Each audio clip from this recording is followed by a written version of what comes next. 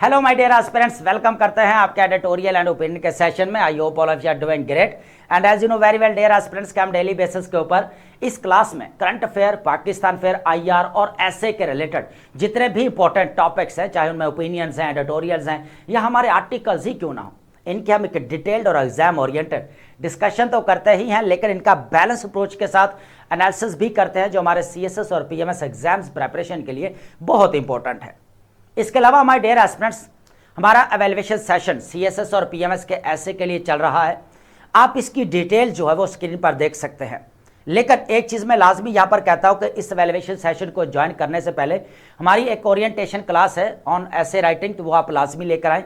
At least आपको पता होना चाहिए इस एवेल्युएशन सेशन के अंदर आपको क्या प्रोवाइड किया जा रहा है। लेकिन एक इंपॉर्टेंट चीज़ है इस एवेल्युएशन सेशन के अंदर, वो ये है, अब वो चीज़ तभी आपको पता चलेगी जब आप ज्वाइन करेंगे।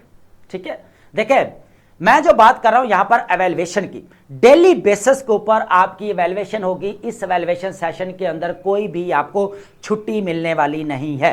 डेली बेसिस के ऊपर आपको काम भी करवाया जाएगा, मल्टीपल असाइनमेंट्स भी दी जाएंगी, और जो यहां पर ऐसे के ऊपर ग्रिप हासिल करना चाहते हैं उनको डेली बेसिस के ऊपर एक टॉपिक प्रोवाइड किया जाएगा और उस टॉपिक के ऊपर आपने फुल फ्लेज्ड ऐसे लिखना है। तो सबसे जो इंपॉर्टेंट चीज है ना इस एवेल्युएशन सेशन की, वो ये है कि एवेल्युएशन आपको डेली बेसिस के ऊपर मिलेगी। आपकी क्लासेस भी इसके अंदर इंक्लूड हैं, आपके लेक्चर्स भी इंक्लूड हैं, आपके असाइनमेंट्स भी इंक्लूड हैं। सारी चीज़ें जो यहाँ पर आपको दिखाई जा रही हैं स्क्रीन के ऊपर, ये सारी चीज़ें इसके अंदर इंक्लूड है, लेकिन इससे बढ़कर भी आपको चीज़ें यहाँ पर प्रोवाइड की जाएंगी। तो आई होप आप इस जो है एवेल्युएशन सेशन की जितनी भी डिटेल्स हैं, तफसीलात को यहाँ पर अंडरस्टैंड कर पाए होंगे। लेकिन यहां पर हम बात करने वाले हैं एक इंपॉर्टेंट मुद्दे के ऊपर, और वो मुद्दा पता है क्या है? एस्पिरेंट का। एस्पिरेंट्स के ये कंसर्न है कि सर हम जो है ऑप्शन सब्जेक्ट को यहां पर बार बार जो है यहां पर क्या करते हैं, चेंज करते हैं, तो इसके क्या इंपैक्ट पड़ सकते हैं। सबसे इंपॉर्टेंट चीज़ ये है, देखिए सबसे पहले तो आप ये देखें कि जो हमारा सीएसएस 2027 है उसके लिए अगर देखा जाए तो हमारे पास मंथ ज़्यादा नहीं है, उसके लिए 6 मंथ है। और लास्ट में हमेशा कहता हूं कि लास्ट वाला मंथ आपका रिवीजन का होता है, नॉलेज पॉलिश करने का होता है, राइटिंग स्किल के ऊपर जो है आपने प्रैक्टिस करनी होती है, उसको और ज़्यादा इंप्रूव करना होता है। तो हो सकता है इस बार रमज़ान की वजह से जो है आप कह लें कि आपका सीएसएस 2027 जो है वो डिले हो सकता है। मींस आप कह सकते हैं कि या फेब के एंड में जा सकता है या आपके मार्च के फर्स्ट वीक में आ सकता है, लेकिन ये हमारे अभी अजम्पशंस है, मफरूजात जिनको बोला जाता है, अभी कोई इसके ऊपर कंफर्मेशन हमें नहीं है। ठीक है, हम अब बात ये कर रहे हैं कि आपने जो यहाँ पर टाइम टेबल सेट करना है, जो आपने पूरा सिलेबस को कंप्लीट करना है, वो आपका जो है दिसंबर होना चाहिए। दिसंबर के लास्ट तक आपने अपने टारगेट्स को अचीव करना है, आपने अपने स्ट्रैटेजीज को लेकर चलना है, और लास्ट वाला मंथ चाहे जनवरी वाला है, चाहे आपको फेब भी मिल जाए, तो आप ऐसा समझ ले कि वो आपके लिए ग्रेवी है, सीधी सी बात है। ठीक है, तो आपने करना क्या है कि आपने 6 मंथ की स्ट्रैटेजीज जो है वो बनानी है, टारगेट सेट करने हैं, सिलेबस कंप्लीट करना है, उसी के अंदर आपने मॉक टेस्ट सीरीज भी देने हैं, डेली बेसिस के ऊपर आपने अपनी एवेल्युएशन भी करवानी है। ये सारी चीज़ें इंपॉर्टेंट है। मैं यहाँ पर बार बार एक चीज़ कहता हूँ कि एवेल्युएशन बहुत इंपॉर्टेंट है। एवेल्युएशन डेली बेसिस के ऊपर अपनी लाजमी करवाएं। जितनी देर तक आपको अपनी मिस्टेक्स के बारे में नहीं पता चलेगा, कहाँ कहाँ पर आप लैब कर रहे हैं, कौन कौन से आपके वीक एरियाज हैं, अगर इन चीज़ों के बारे में आपको नहीं पता चलता तो आप जो है यहाँ पर कह लें कि जो सीएसएस क्रैक करना आपके लिए मुश्किल हो सकता है, थोड़ा इम्पॉसिबल हो सकता है। ठीक है, तो चीज़ों को जो है वो अपने हाथों से लाजमी गुजारना है एक बार। ठीक है, एक बार अगर गुजारने से काम नहीं बन रहा तो बार बार भी चीज़ें जो है अपने हाथ से गुजारनी पड़ती है। ये चीज़ मैं अभी क्लियर कर दूँ। मैं बात कर रहा था यहाँ पर ऑप्शन सब्जेक्ट की। अभी वो टाइम है कि बार बार अपने ऑप्शन सब्जेक्ट को मत चेंज करें। जो आपने यहाँ पर सब्जेक्ट को ऑप्ट कर लिया है उन्हीं के ऊपर फोकस करना है। ठीक है, अब मैंने यहाँ पर अपने लेक्चर के अंदर बताया हुआ है कि आप अपने ऑप्शन सब्जेक्ट किस तरह चूज कर सकते हैं। उनके लिए जो सबसे इंपॉर्टेंट स्ट्रैटेजीज ये होनी चाहिए कि आप पहले तो अपना जो वो कह लें कि टेबल के ऊपर बैठे, टेबल के ऊपर आपका सिलेबस पड़ा होना चाहिए, आपके उस सब्जेक्ट के related past papers at least 5 year तक जो है वो टेबल के ऊपर होना चाहिए, पूरा सिलेबस, पूरे चीज़ें आपके सामने होनी चाहिए। देन उसको आप एक बार बैठ कर रीड करें कि आपका इंटरेस्ट कहाँ है। मैं यहाँ पर बात करता हूँ, बात इंटरेस्ट की नहीं होती, बात होती है कि ऑन द स्पॉट आप देखें कि ट्रेंड किस सब्जेक्ट का चल रहा है, कौन सा ट्रेंड मींस यहाँ पर जो वो सब्जेक्ट को टारगेट किया जा रहा है, कौन सा ट्रेंड यहाँ पर सब्जेक्ट के अंदर मार्क्स मिल रहे हैं, या इसके अंदर जो वो हमें देखने को मिल सकता है मार्क्स सबसे ज़्यादा है सब्जेक्ट के अंदर, ऑप्शन सब्जेक्ट के अंदर। तो ये चीज़ बहुत इंपॉर्टेंट है कि जितनी देर तक आप सिलेबस को जो है रीड नहीं करेंगे, पास्ट पेपर्स को नहीं देखेंगे, उतनी देर तक आपको आइडिया नहीं होगा। और साथ साथ डीएमसीज को आप लाजमी चेक करेंगे। ये 3 चीज़ें आप चेक करने के बाद ऑप्शन सब्जेक्ट को आपने चूज करना है। कहीं पर भी आपको जाने की ज़रूरत नहीं है, ठीक है। ये सीधा सा हल है इसका। सिलेबस होना चाहिए, पास्ट पेपर होना चाहिए, पास्ट डीएमसीज होनी चाहिए, आपको सारी क्लैरिटी आ जाएगी कि आपको कौन सा सब्जेक्ट जो है ऑप्शन सब्जेक्ट चूज करना चाहिए, ठीक है। लेकिन बार बार अपना ऑप्शन सब्जेक्ट मत चेंज करें। मैं ये चीज़ जो है वो पहले भी अपने लेक्चर के अंदर क्लियर कर चुका हूं, ठीक है। तो अब वो टाइम है कि अब आपने चीज़ों को फिक्स करना है और उनको फाइनलाइज करना है, ठीक है। तो ये चीज़ इंपॉर्टेंट थी जो मैंने आपको यहाँ पर क्लियर कर दी। आई होप आपने अंडरस्टैंड किया होगा। आज हमारे पास इंपॉर्टेंट टॉपिक्स हैं, लेकिन उससे पहले हमारे पास आपको पता है एक स्टेटमेंट लाजमी होती है, ठीक है, जो हमारे सीएसएस और पीएमएस के ऐसे के पेपर के पॉइंट ऑफ व्यू से काफ़ी इंपॉर्टेंट रहती है, जो हम लिटरेरी स्टेटमेंट भी कह सकते हैं, फिलोसफिकल स्टेटमेंट भी कह सकते हैं, या फिर हम अब्स्ट्रैक्ट ऐसे के लिए भी स्टेटमेंट कह सकते हैं, ठीक है। तो ये बहुत इंपॉर्टेंट होती है, इसको हम डेली बेसिस के ऊपर डिकोड करते हैं। आज जो हमारे पास यहाँ पर स्टेटमेंट रहने वाली है वो है मदर टेरेसा की। मदर टेरेसा यहाँ पर क्या कहना चाहती हैं, इसको यहाँ पर अंडरस्टैंड करते हैं। देखिए, इन्होंने बड़ी खूबसूरत एक बात की है कि भाई, what can you do to promote world peace, go home and love your family. बहुत इंपॉर्टेंट है, क्योंकि आपको पता है कि अगर दुनिया के अंदर अभी जो सूरत हाल देखी जाए या कंटेम्परेरी सिनेरियो देखा जाए, तो हमें वॉर एंड कॉन्फ्लिक्ट का एक सिलसिला देखने को मिलता है जब से 2026 यहाँ पर स्टार्ट हुआ है, तब से लेकर। तो देखें, यहाँ पर पीस जो है उस वक्त तक जो है इंश्योर नहीं करवाया जा सकता जितनी देर तक आप अपने घर के अंदर जो है वो पीस नहीं लेकर आ सकते, ठीक है। तो सबसे इंपॉर्टेंट चीज़ ये है कि हम इन केस ऑफ अगर पाकिस्तान देखें, जिस तरह पाकिस्तान ने यहाँ पर जब से पाकिस्तान ने जन्म लिया है, ठीक है, जन्म लेने के बाद से अगर देखा जाए तो पाकिस्तान ने यूएनओ के पीस कीपिंग मिशन के अंदर भी अपना रोल प्ले किया। उसके बाद यहाँ पर ग्लोबल पावर्स के दरमियान में सुलह भी करवाते हुए नजर आए, ठीक है। लेकिन अगर देखा जाए तो पाकिस्तान का एक हमें यहाँ पर चीज़ देखने को मिल रहा है कि डोमेस्टिकली अगर देखा जाए तो बहुत सारे चैलेंजेस का सामना करना पड़ रहा है, ठीक है। तो यहाँ पर इन शॉर्ट अगर देखा जाए तो डोमेस्टिकली जो है पहले पीस लाना बहुत ज़्यादा ज़रूरी है। पीस किस तरह का हो सकता है, आपको socio economic and political peace होना बहुत ज़्यादा ज़रूरी है। पहले हम बात करते हैं ना, डेवलपमेंट की बात करते हैं, socio economic and political development की बात करते हैं, प्रोग्रेस की बात करते हैं, प्रॉस्पेरिटी की बात करते हैं, लेकिन हम बात कर रहे हैं यहाँ पर पीस की। को जितनी देर तक अगर देखा जाए आप अपने घर के अंदर अगर अमन नहीं लेकर आ सकते, तो दुनिया के अंदर भी आप जो है वो इस काबिल नहीं रहेंगे। अगर आज पाकिस्तान यहाँ पर डोमेस्टिकली इकोनॉमिकली अगर स्ट्रांग होता, तो यहाँ पर जो इस्लामाबाद के अंदर टॉक्स हुई हैं, तो वो कभी भी यहाँ पर जो है इतनी लंबी होते हुए नज़र ना आती, और सेकंड राउंड भी आपका इस्लामाबाद के अंदर ही होता। और इसके ऊपर हम डिटेल्ड अपना जो है वो एनालिसिस कर चुके हैं अपने प्रीवियस लेक्चर्स के अंदर। जो डेली बेसिस के ऊपर लेक्चर ले रहे हैं उनको पता है कि हम ये चीज़ें पहले डिस्कस कर चुके हैं। तो एक इंपॉर्टेंट चीज़ है, अगर दुनिया के अंदर अगर पीस लाना चाहते हो तो डोमेस्टिकली जो है वो आपको पीसफुल होना पड़ेगा, ठीक है। तो ये चीज़ भी है यहाँ पर। अब बात करते हैं इंपॉर्टेंट टॉपिक्स की। देखें, आज हमारे पास जो है वो कह लें कि 6 टॉपिक्स हैं, ठीक है, जो हम डिस्कस करने वाले हैं। मोस्टली टॉपिक्स वो हैं जो हमारे रिपीटेड है, लेकिन इनके अंदर डेवलपमेंट्स जो हो रही है वो इंपॉर्टेंट है और वो न्यू है। मैं हमेशा कहता हूं कि देखें, आपका टॉपिक, आपका मुद्दा हमेशा एक ही रहता है, लेकिन आपका एनालिसिस जो है यहाँ पर वो चेंज होता रहता है, या वो आपका डिफरेंट हो सकता है, ठीक है। तो आज जो हमारे पास सबसे पहले जो हमारे पास इंपॉर्टेंट टॉपिक रहने वाला है वो है यहाँ पर इनएफिशिएंट बाय डिजाइन।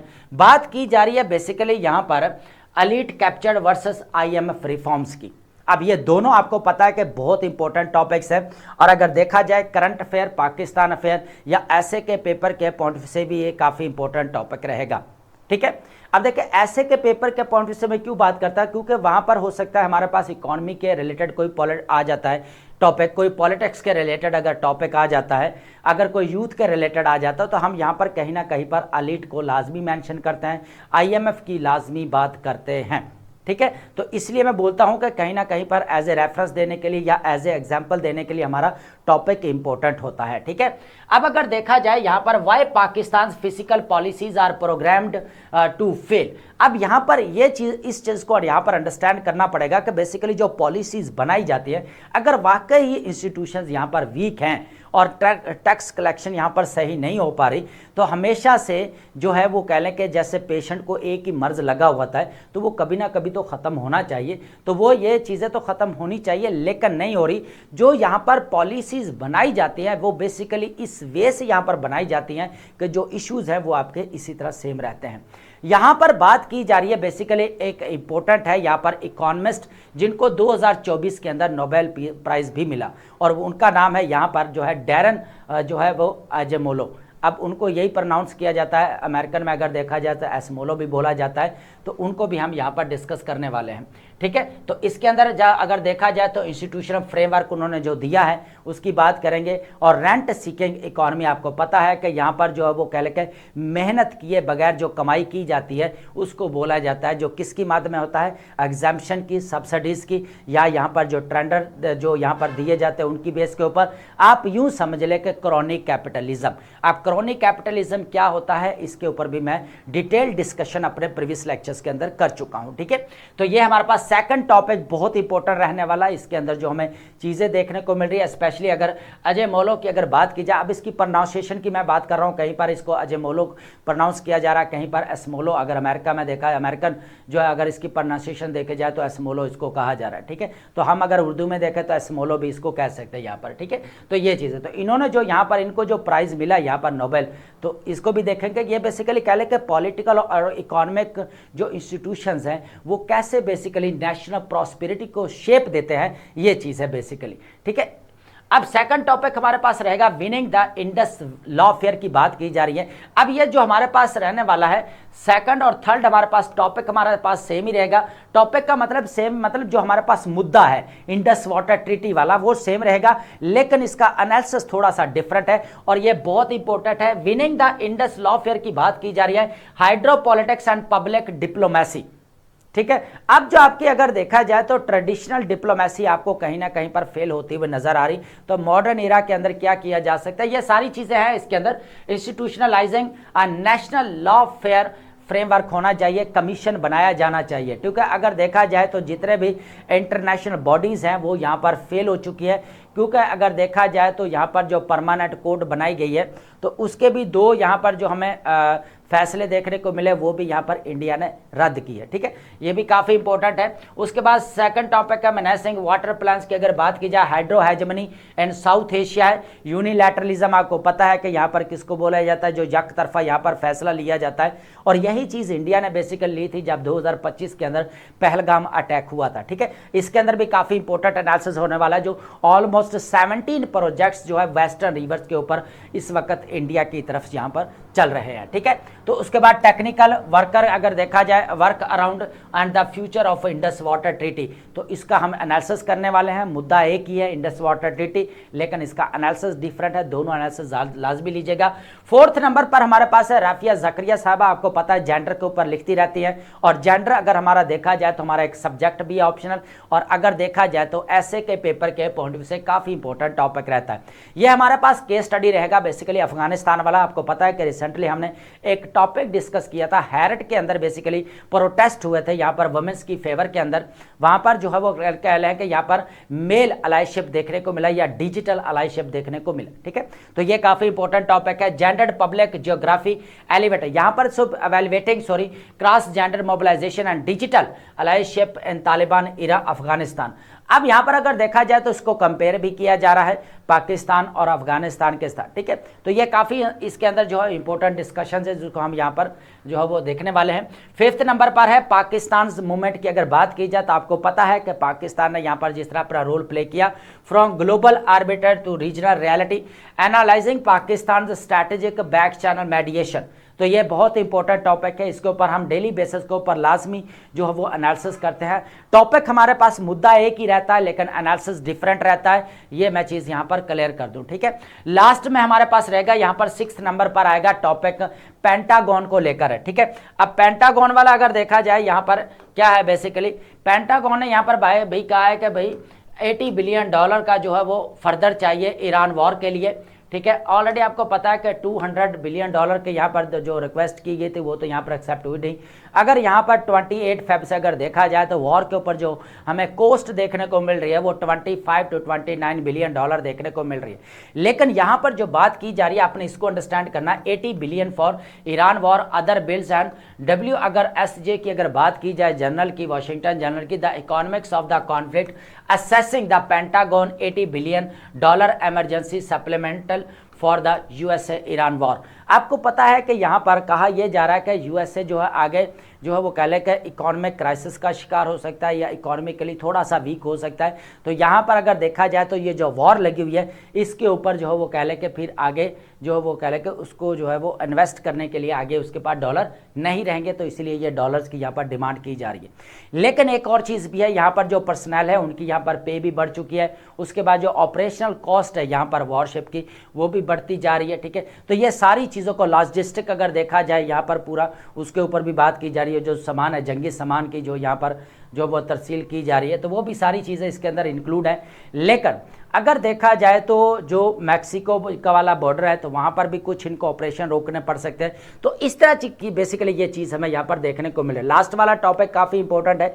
बेसिकली आपको पता है कि डोमेस्टिक लेवल के ऊपर अगर देखा जाए तो ट्रंप को अगर क्रिटिसिज्म का सामना करना पड़ा तो वो किस वजह से करना पड़ा, यहाँ पर डेमोक्रेटिक पार्टी की वजह से करना पड़ा, क्योंकि आपको पता है कि यहाँ पर जो ट्रंप की पार्टी है यहाँ पर वो है आपकी राइट विंग वाली पार्टी और कंजर्वेटिव पार्टी है, और आप देख सकते हैं कि एंटी इमिग्रेशन भी है, और उसके अलावा अगर देखा जाए तो रिपब्लिकन पार्टी है, ठीक है।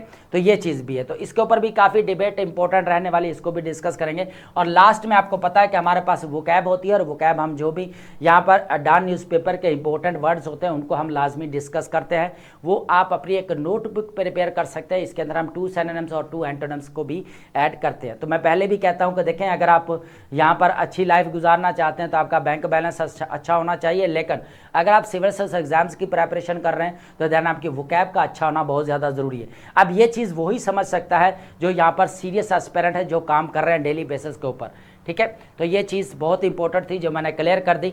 अब हम चलते हैं अपने इंपॉर्टेंट टॉपिक की तरफ। देखिए, सबसे पहले हमारे पास जो टॉपिक रहेगा यहाँ पर एलीट कैप्चर्ड एंड IMF की बात की जा रही है। यहाँ पर reforms why Pakistan physical policies are programmed to fail, and यहाँ पर बात की जा रही है एज ए मोला इंस्टीट्यूशनल फ्रेमवर्क की, ठीक है। तो यहाँ पर आपका क्या आएगा, फ्रेमवर्क आएगा, the puzzle of the persistent failure. अब जो लगातार हमें जो यहाँ पर फेलियर देखने को मिल रहा है, बेसिकली बार बार पाकिस्तान को एज ए पेशेंट जो है ये IMF के पास जाना पड़ता है, और मुद्दे हमारे पास क्या होते हैं, यहाँ पर नैरो टैक्स बेस है, उसके बाद वीक इंस्टीट्यूशंस है, ठीक है। यही चीज़ें हमें बार बार देखने को मिलती है, और ऑलमोस्ट अगर देखा जाए तो 25 जो है यहाँ पर प्रोग्राम हम ले रहे हैं, 25th प्रोग्राम जो है वो चल रहा है यहाँ पर IMF के साथ। तो 2 दर्जन से ज़्यादा यहाँ पर कहा जा रहा है, 2 डजन से भी यहाँ पर ज़्यादा कहा जा रहा है, तो इट मीन्स हमारे पास 24 से ज़्यादा है, 25वां प्रोग्राम आपका चल रहा है, ठीक है। अब आप अगर देखा जाए तो बार बार एक ही चीज़ हमारे पास देखने को मिले, भाई आपके इंस्टीट्यूशन वीक है। उसके बाद अगर देखा जाए भाई टैक्स कलेक्शन नहीं हो रही, अब यही चीज़ें हमें बार बार देखने को मिल रही हैं, ठीक है।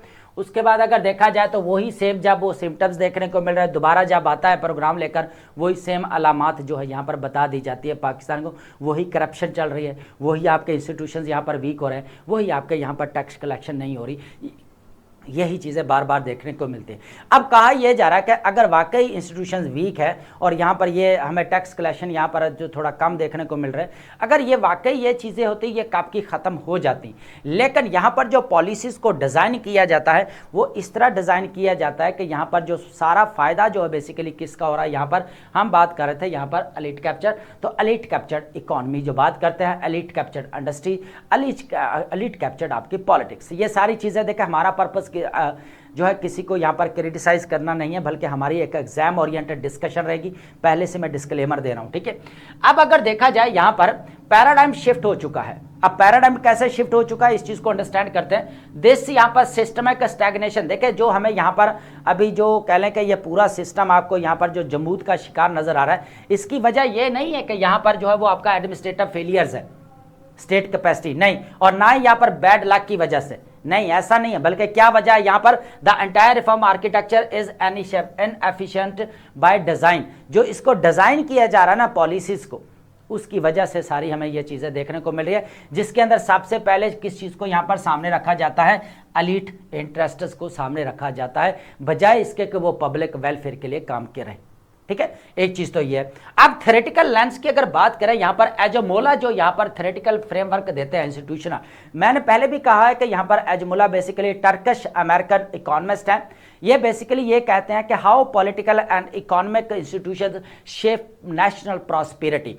ठीक है, अब इनको यहां पर अगर देखा जाए तो 2024 के अंदर जो है यहां पर जो है वो डैरन अजमोला, इसका बेसिकली नाम है डैरन अजमोला, ठीक है, एस्मोला अमेरिकन प्रोनाउंसिएशन हो सकती है। तो यहां पर 2024 के अंदर इनको जो है यहां पर प्राइज, नोबेल प्राइज दिया गया।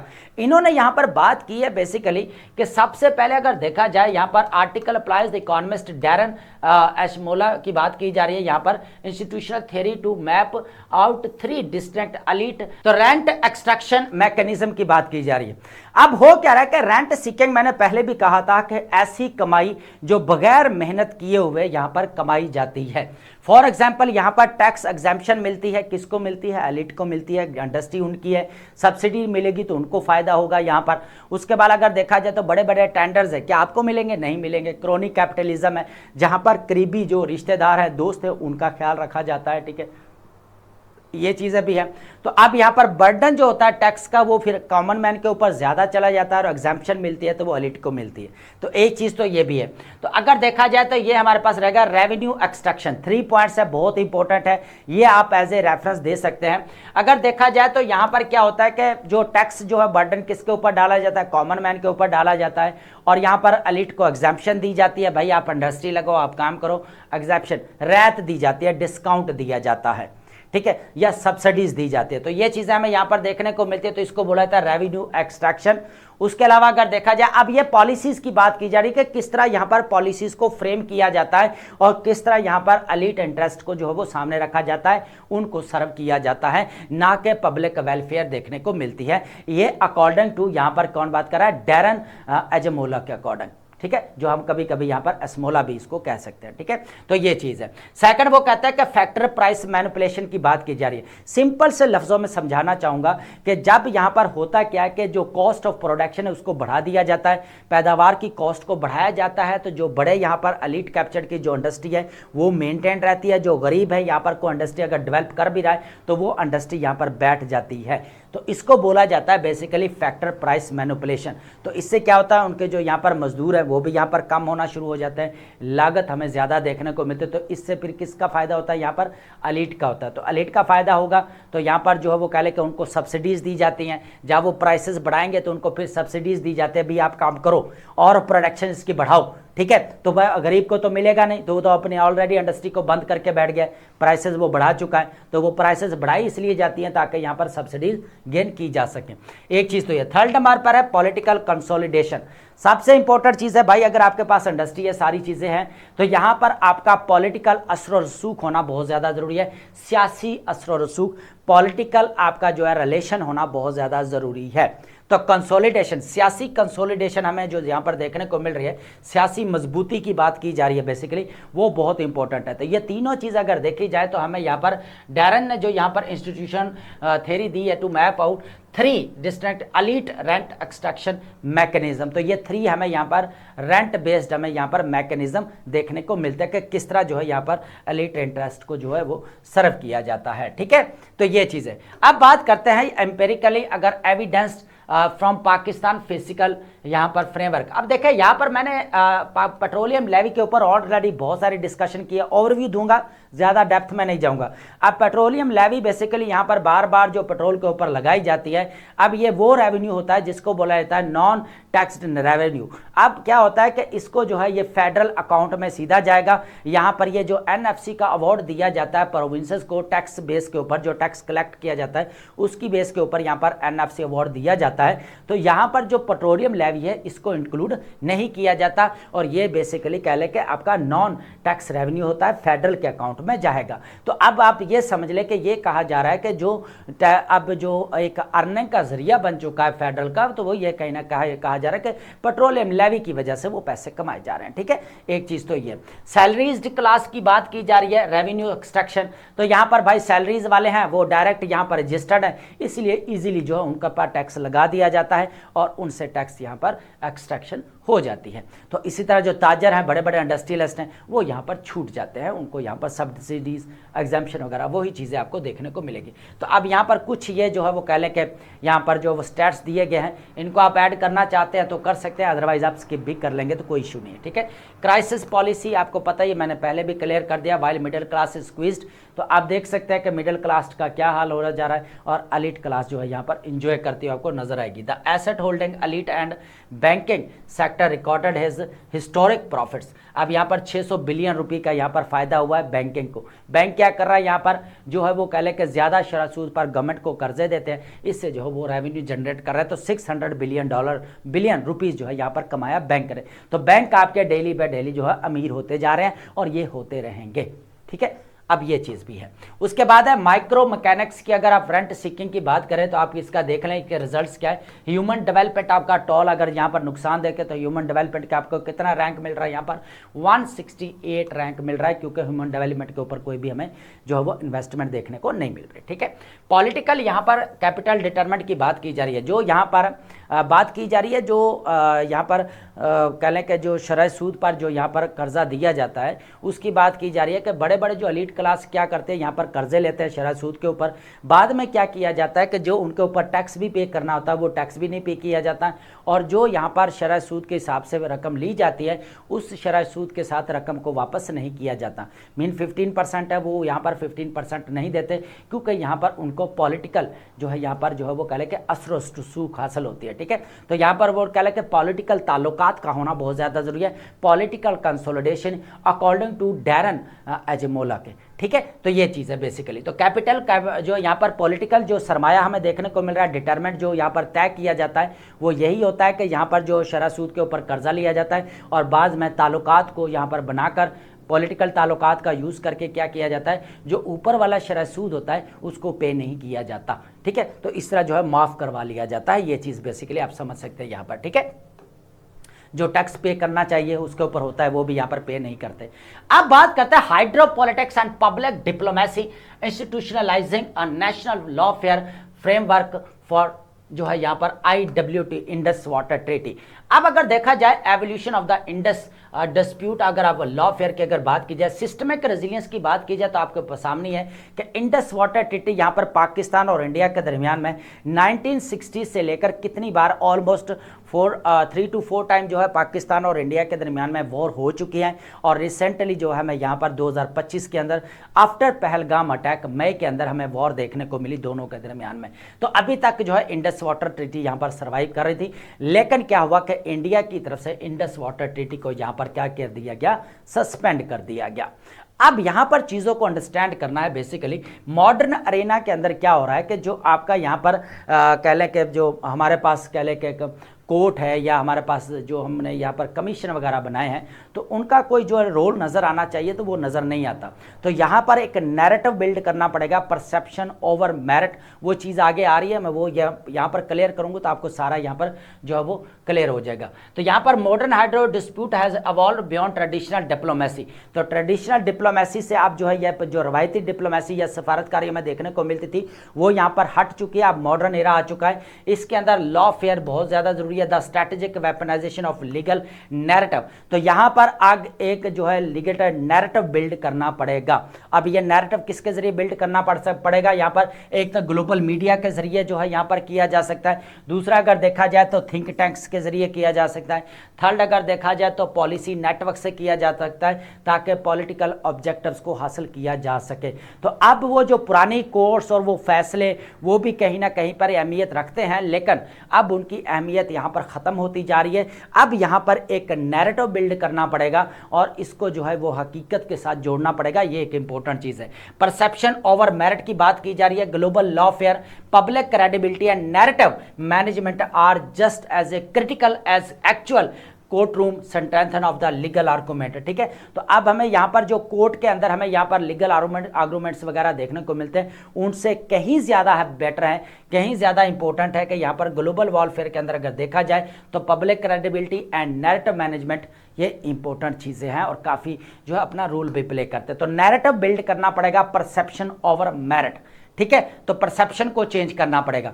यहां पर कोर फ्रेमवर्क एंड स्ट्रैटेजिक अगर की बात की जाए तो पैक्टा सेंट सर्वेंटा की बात की जा रही है। बेसिकली जो मुआहदों की पाबंदी का असूल, इसका मतलब क्या बनता है, मुआहदों की पाबंदी का असूल। यहां पर क्या है कि at the centre of the dispute is the foundational international law principle that treaties must be honoured in good faith. अब होता क्या है कि जो भी यहां पर ट्रीटीज का बनाने का मकसद क्या था कि अगर यहां पर दो कंट्रीज के दरमियान में लड़ाई हो रही है, वॉर हो रही है, जंग हो रही है, लेकिन वो मुआहदा यहां पर जो है वो बरकरार रहता है, उसको नहीं तोड़ा जाता। लेकिन हुआ क्या कि इंडिया की तरफ से जो है इंडस वाटर ट्रीटी को यहां पर कर दिया गया, सस्पेंड कर दिया गया। अब ये क्या कि अब ये जो नॉर्म यहां पर हमें देखने को मिल रहे हैं, इंटरनेशनल लॉ जो बनाया गया उसकी क्या इंपॉर्टेंस रही। ठीक है, ये चीज भी हमें यहां पर कहीं ना कहीं भी देखने।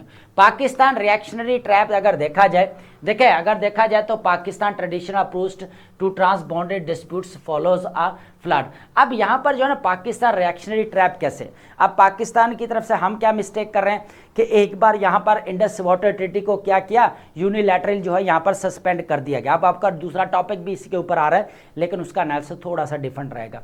अब हो क्या रहा है कि पाकिस्तान जब यहां पर होते हैं ना, एकदम से हमें कोई वाटर का रिलेटेड, जैसे वो फ्लड यहां पर आया 2025 का, तो यहां पर एकदम हाइप क्रिएट की गई, एकदम on the spot hype create की गई, लेकिन बाद में वही फिर यहां पर जो है वो चुप करके बैठ गए। तो ये चुप करके जो बैठना है, यही चीज बेसिकली बोला जा रहा है रिएक्शनरी ट्रैप के। जब यहां पर कोई हालचाल नहीं होती उस वक्त तक हम नहीं बोलते, जब कोई हालचाल होती है देन जो है हम यहां पर अपने मीडिया भी यूज करते हैं, सारी चीजें। अब आप देखेंगे तो इसके ऊपर हमें कोई डिबेट होते हुए नजर नहीं आएगी। ठीक है, ये चीज बेसिकली यहां पर कही जा रही है, तो इसको भी यहां पर खत्म करना पड़ेगा। उसके बाद अगर देखा जाए यहां पर प्रपोज्ड पॉलिसी रोड मैप की बात की जा रही है, इसके अंदर एक इंपॉर्टेंट चीज है, वो है आपकी establish a national law fair commission की बात की जा रही है।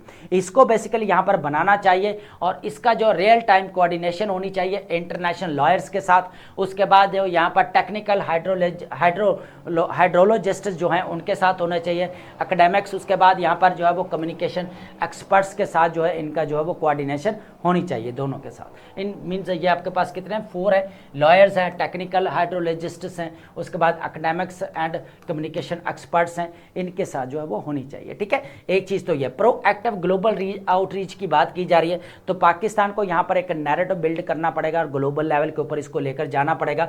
यहाँ पर अगर देखा जाए तो डिस्कोर्स पॉलिसी जर्नल्स के अंदर इसको पब्लिश करना पड़ेगा, रिसर्च इंस्टीट्यूशंस के अंदर डिस्कस करना पड़ेगा, इंटरनेशनल लीगल फॉरम्स के ऊपर भी अपनी वॉइस को रेस करना पड़ेगा। एक चीज ये भी है, ह्यूमनाइजिंग नैरेटिव की बात की जा रही है, तो ये नैरेटिव जो हम बात कर रहे थे यहाँ पर सिर्फ यहाँ पर grounded abstract treaty clauses in human realities, इसको ह्यूमन रियलिटीज के अंदर जो है वो कनेक्ट करना पड़ेगा। और किस तरह कनेक्ट किया जा सकता है इसको, basically water rights to the food security के साथ इसको कनेक्ट करना पड़ेगा, एग्रीकल्चरल लिवलीहुड के साथ और डेली सर्वाइवल के साथ इसको जो है वो लिंक करना पड़ेगा, कनेक्ट करना पड़ेगा। तो ये हमारे पास यहाँ पर 3 जो है यहाँ पर कह लें कि यहाँ पर पॉलिसी रोड मैप है, ये आप लाजमी नोट करेंगे, ये बहुत इंपॉर्टेंट है। ठीक है, अब बात करते हैं hydro hegemony and South Asia unilateralism. तो अब इसका हम जस्ट ओवरव्यू लेंगे, बाकी आपने चीज़ें जो वो पहले इसके बारे में पढ़ के रखी हुई हैं। इसके तो अंदर जो इंपॉर्टेंट चीज़ है, एक तो आप देखेंगे कि ट्रीटी ब्रीच, तो ट्रीटी को यहाँ पर जो है वो यहाँ पर क्या कर दिया गया, सस्पेंड कर दिया गया आफ्टर पहलगाम अटैक। तो ये भी चीज़ हम डिस्कस करते आ रहे हैं, लेकिन जो इसके अंदर मेन मुद्दा है उसको डिस्कस करेंगे।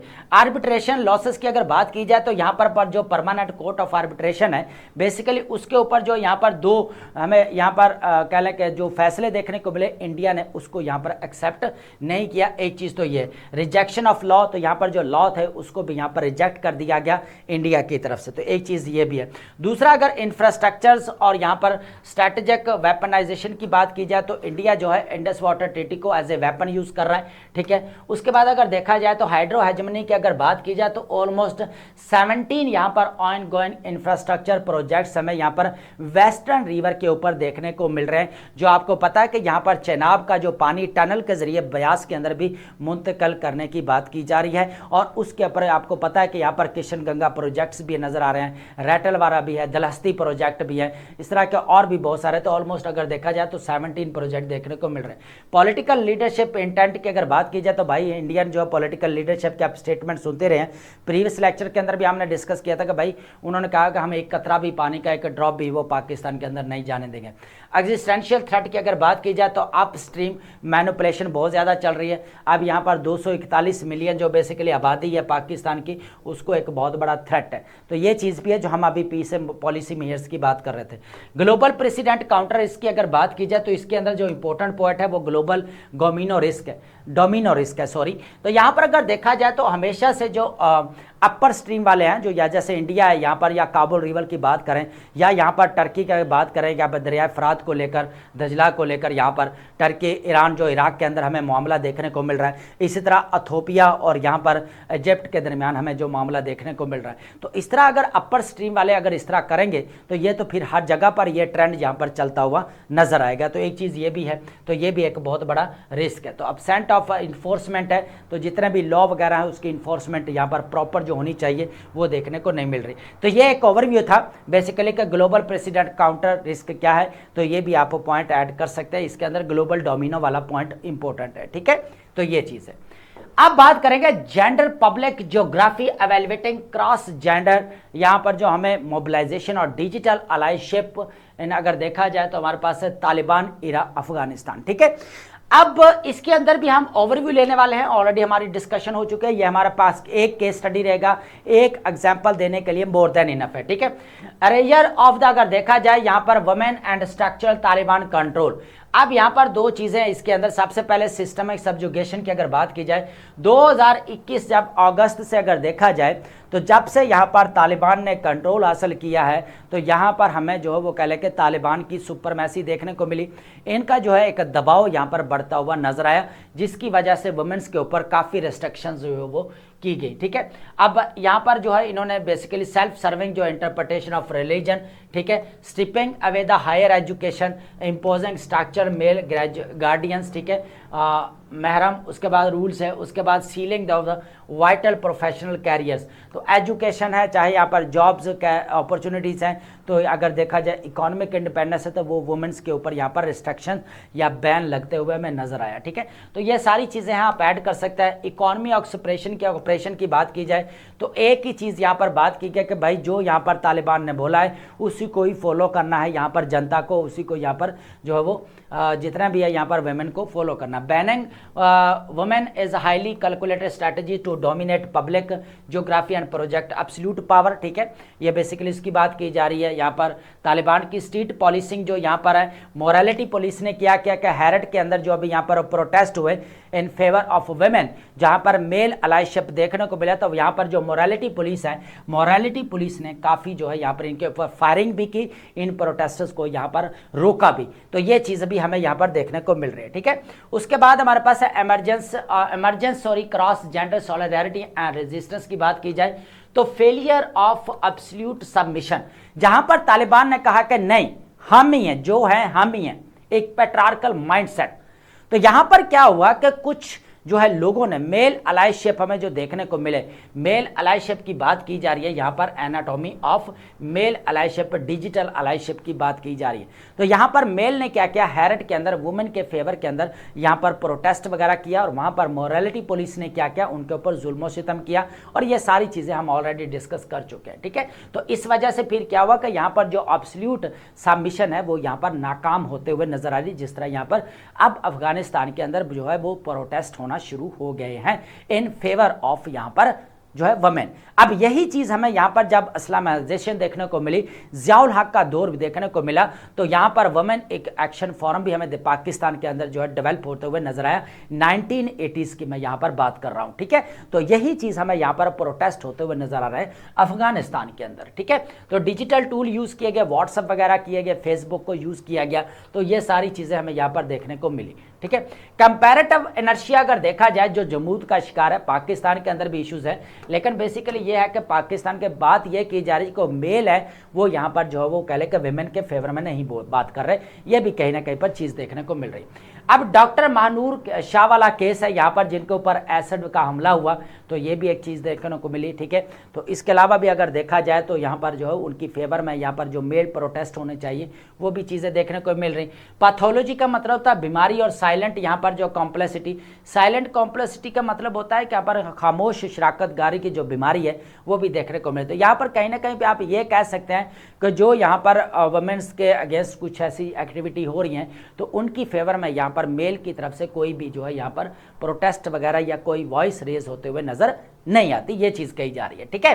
तो ये आप ऐड कर सकते हैं पॉइंट्स, और बेसिकली स्पेशली जो हमारा पास केस स्टडी रहेगा वो रहेगा अफगानिस्तान वाला, ठीक है। तो अब हम बात करते हैं from global arbiter to regional reality analysing Pakistan strategic back channel mediation. अब ये चीजें हम ऑलरेडी अपने प्रीवियस लेक्चर्स के अंदर डिटेल जो है इसके ऊपर डिबेट कर चुके हैं, डिटेल्ड एनालिसिस कर चुके हैं। जस्ट हमने ओवरव्यू लेना है, इसके ऊपर टाइम वेस्ट नहीं करेंगे। जो हमारे ओल्ड स्टूडेंट हैं जो डेली बेसिस के ऊपर सुन रहे हैं वो अपनी चीजें नोट कर रहे हैं, उनको दोबारा चीजें नोट करने की जरूरत नहीं है। जस्ट आपने एक ओवरव्यू ले लेना है कि जो मैंने चीजें यहां पर बता रहा हूं, ताकि आपको चीजें यहां पर रिवाइज हो जाए, ठीक है। तो सबसे पहले अगर देखा जाए ग्लोबल फैसिलिटेशन, पाकिस्तान ने जिस तरह यहां पर as a mediator role play किया, यहां पर फैसिलिटेटर रोल प्ले किया, जो यहां पर जो ग्लोबल पार्ट्स के दरमियान में यहां पर सुलह करवाई। अब यह चीज अगर देखा जाए तो पाकिस्तान कोई आज से नहीं कर रहा, ये 19 अगर देखा जाए 47 से जब से पाकिस्तान ने यहां पर जन्म लिया, मैंने ये बात पहले भी की।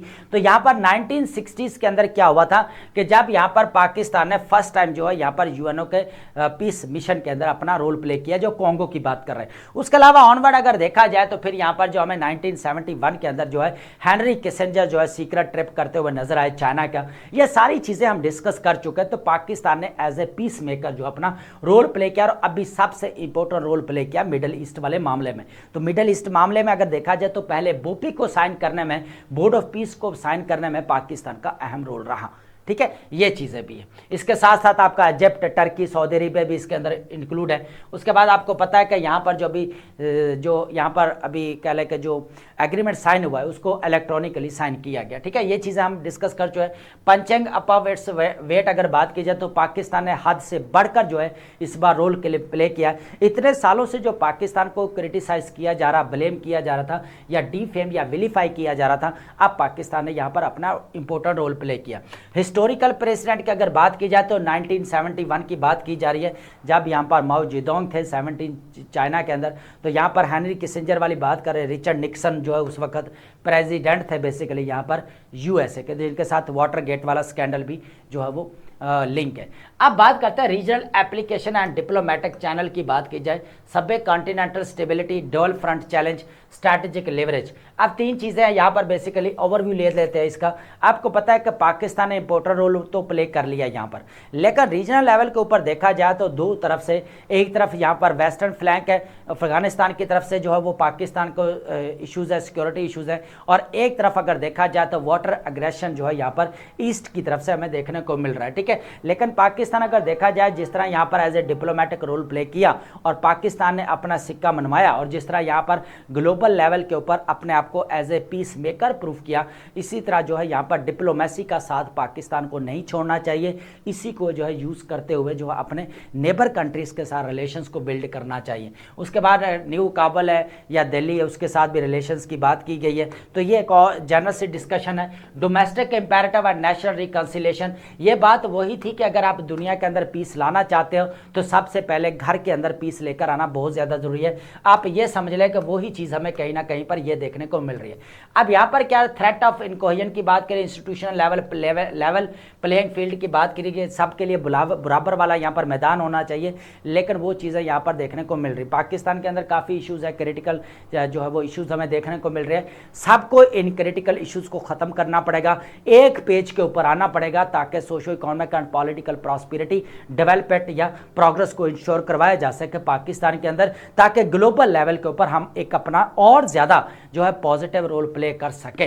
ठीक है, ये चीज़ इंपॉर्टेंट है। बस आप इतना ही ओवरव्यू है, बाकी आप इसको जो है स्किप कर सकते हैं। अब हम बात करते हैं यहाँ पर economics of the conflict assessing pentagon $80 billion जो है emergency supplemental for the USA Iran war.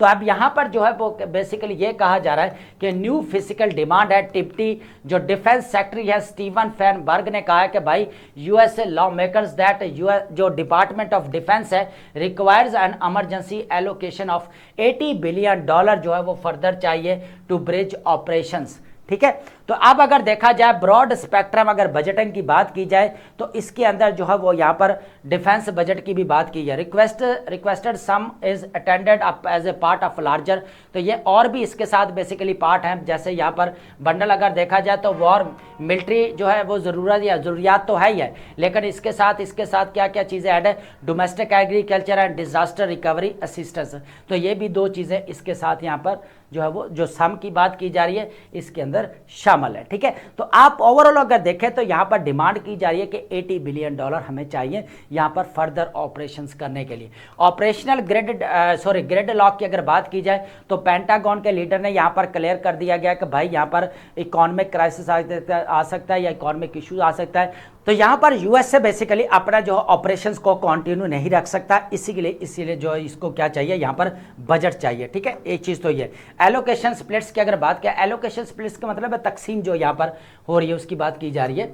तो यहाँ पर जो तकसीम है and broader security trade off में जो देखने को मिल रहा है इसके अंदर क्या रहा है इमीडिएट यहाँ पर जो है वो कह लेके डिपार्टमेंट डिफेंस की बात की जा रही है कि इनको यहाँ पर जो है वो कह लेके देना पड़ेगा यहाँ पर बजट। तो if approved by Congress the $80 billion package will be channelled जो है स्टेट इनटू एसेंशियल। तो लॉजिस्टिक्स कवरिंग जो है यहाँ पर मनीषज रिप्लेनिशमेंट राइजिंग पर्सनल पे जो यहाँ पर बढ़ती जा रही है उनकी, ठीक है, पे जितने भी यहाँ पर ट्रूप्स हैं, कंटिन्यूस नेवल शिप ऑपरेशन है, ये सारी चीज़ें।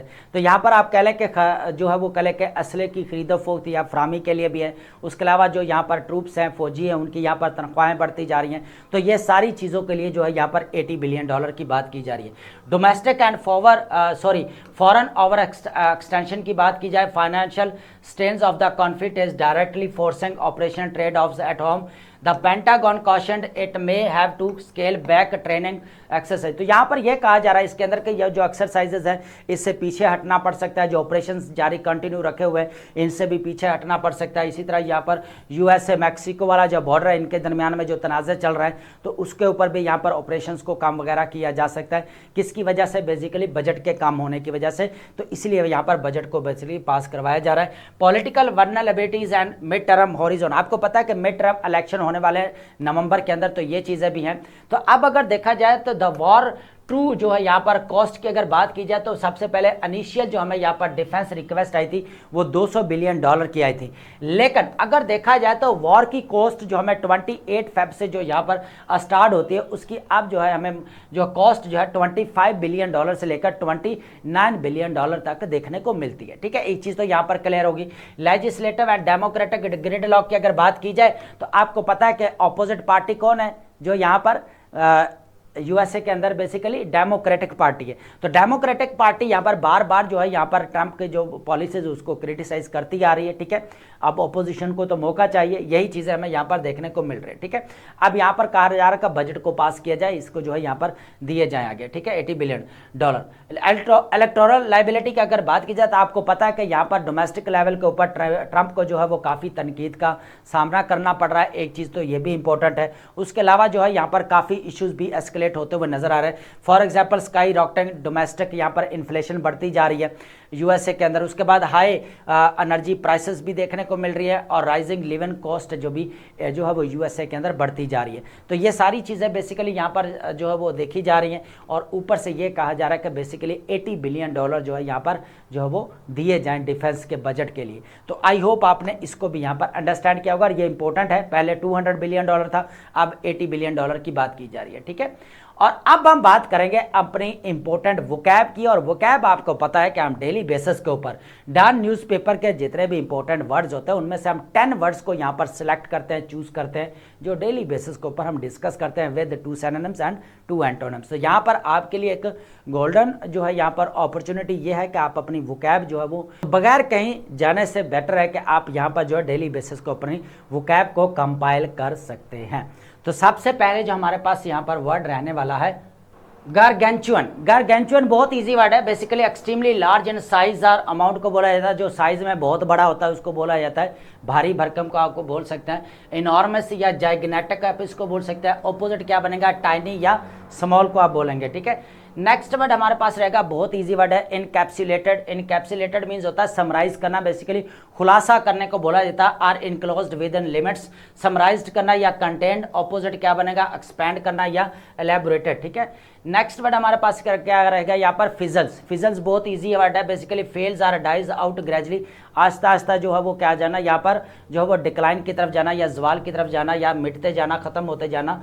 फेड्स बोल सकते हैं या स्पटर्स। ऑपोजिट क्या बनेगा, सक्सीड्स या फ्लरिशेस होना, ठीक है, फ्लरिश करना आहिस्ता आहिस्ता। नेक्स्ट वर्ड हमारे पास क्या रहेगा, एनिमोसिटी। एनिमोसिटी बहुत इजी वर्ड है, बेसिकली स्ट्रॉन्ग हॉस्टिलिटी या हटेटिक को बोला जाता है, सख्त दुश्मनी को बोला जाता है या अदावत को आप बोल सकते हैं, हॉस्टिलिटी या रिसेंटिमेंट। ऑपोजिट क्या बनेगा, फ्रेंडशिप और अफेक्शन आप इसको बोलेंगे, ठीक है। नेक्स्ट वर्ड हमारे पास क्या रहेगा यहाँ पर, शैग्रेन। शैग्रेन हमारे पास बहुत ईजी वर्ड है, बेसिकली डिस्ट्रेस या एम्बेरसमेंट फ्रॉम फेलियर्स, ठीक है। तो यहाँ पर शर्मिंदगी होने को बोला जाता है, बेसिकली जब आपकी नाकामी हो जाती है। एम्बेरसमेंट फील करना या डिसपॉइंटमेंट मायूसी होना।